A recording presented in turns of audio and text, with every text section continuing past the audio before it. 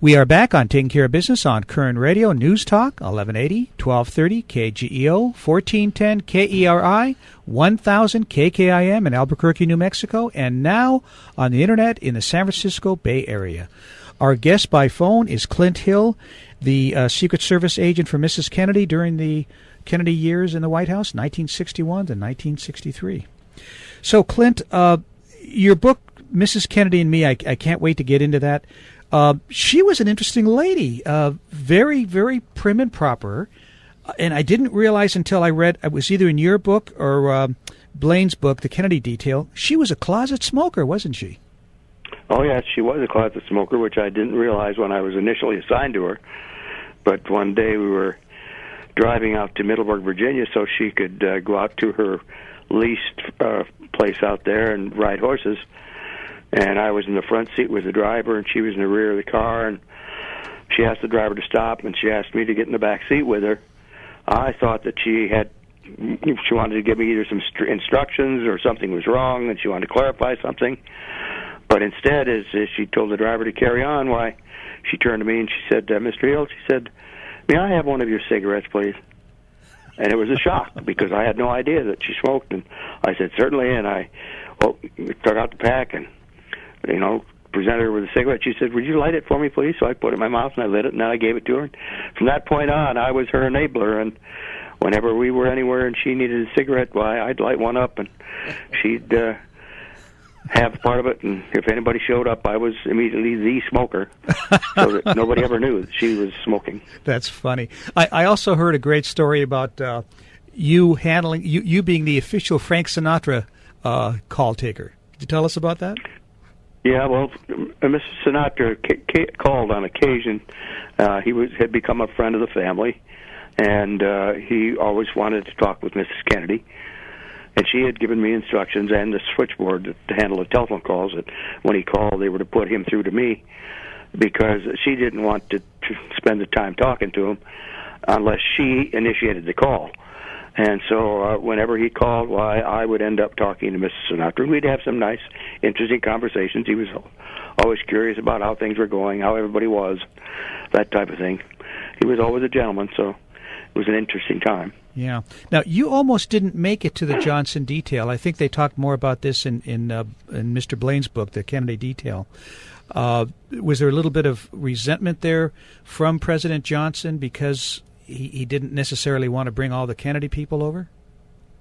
Well, apparently so. When I was transferred back to the White House detail during the Johnson administration, I was in November of 1964, 1 year after the assassination.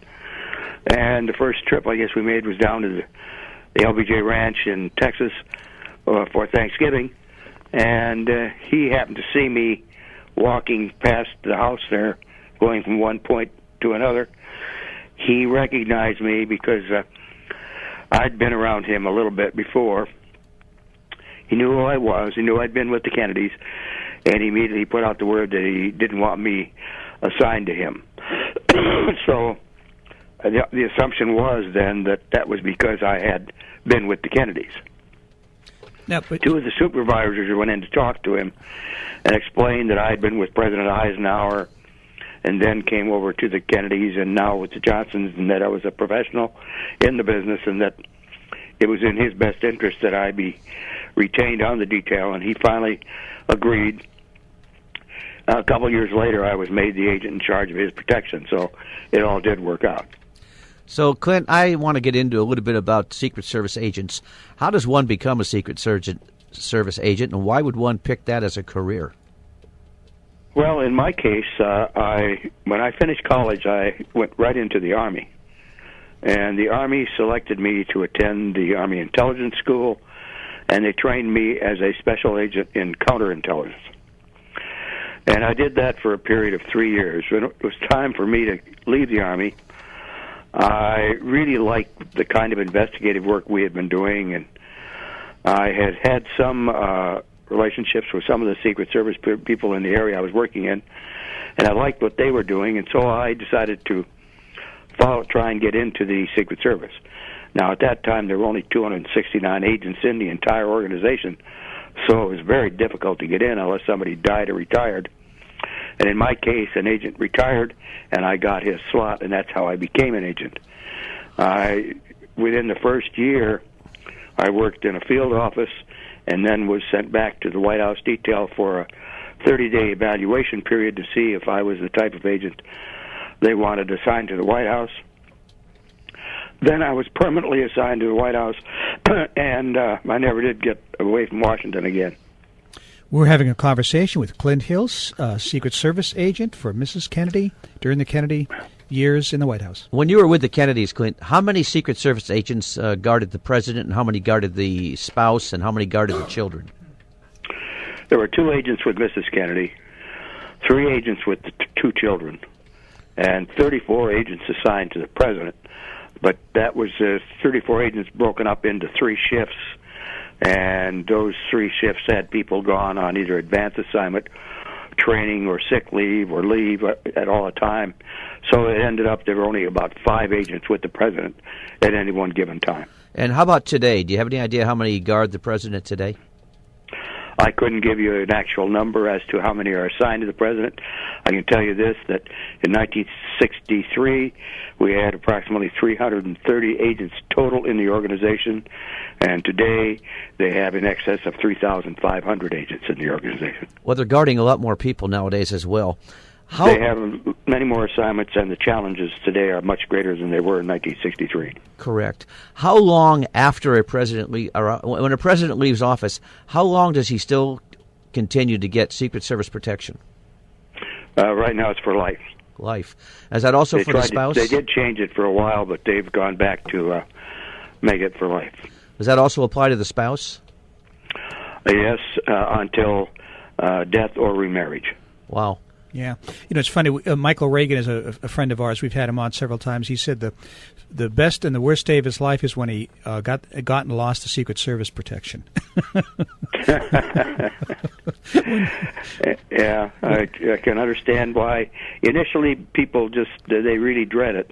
Yeah. And then when it comes time for us to leave, I know in the old days when presidents would leave office and we did not continue protecting them, it was like they lost their best friends, because that's what we turned out to be to them. They were people that they didn't have to worry about it politically. These were the people they could trust. And so it was difficult for people that had the protection to have it withdrawn. Now, one of the commitments I believe you make when you join the service is that you will die if necessary. Is that correct? Well, it's not a commitment to make. There's nothing in writing that says that. But it's understood, I think, by everybody that's in the organization that if that's what's necessary, that's what you would have to do. I know you had stated be willing to do. You had stated previously that you would have taken the bullet for President Kennedy if you could have got there in time. Oh, absolutely. I had no question about that. Yeah, I mean that's part of the job, as it was. Certainly. Yeah, Clint, do you feel 1963? After the assassination, there was a loss of innocence in the country. I mean, it was the beginning of a very, very difficult decade for the country. Oh, absolutely. I call it the end of the age of innocence, because that's really what happened. Is things changed dramatically. From that point on, people began to distrust government. Many things happened that we went through the Martin Luther King assassination, the Robert Kennedy assassination, and continued on to after that. It just was a different atmosphere completely after November 22nd, 1963. Do you feel there was a loss of trust in government after that? Yep. Oh, certainly. Loss of trust. They just didn't have any trust or faith in government anymore. A great many people anyway, and it really was a shame. Nothing's changed. Yeah, unfortunately. And one thing that I'm just amazed at still is that the majority of people still do not believe Oswald acted alone, and that just amazes me. Yeah, it surprises me also, because I know the history of assassinations. The problem is people just can't believe, or have a very difficult time believing, that one individual acting alone can cause that to happen. And the matter of fact is that's the case in almost every assassination. One individual who really isn't known by any authorities as having a grievance or anything, they act out and they cause this assassination happened. That happened with President Kennedy. It happened with Martin Luther King. It happened with Robert Kennedy. It happened with the Congresswoman down in Arizona. It happened with Reagan. President Reagan. It happened with Governor Wallace. It just goes on, and they're all extremely similar. So, are you satisfied with the career that you had with the Secret Service? It was the best job possible. I enjoyed my career with the Secret Service immensely. I wouldn't trade it for anything. You know, Clint, I admire you and what you've done, and just watching that film, you know, the fact that you were willing to take that bullet and what you went through, it's incredible to look at. I want to close with a question that I've been kind of curious about. I read someplace that shortly before the assassination, President Kennedy went to a seminar where they were talking about President Lincoln, and Kennedy asked the question, would Lincoln be as famous as he was, or as he is, if he had not been assassinated? And the answer, of course, was no, he wouldn't be. Do you feel Kennedy's legacy, a lot of it, is because he was assassinated and did not complete possibly a second term?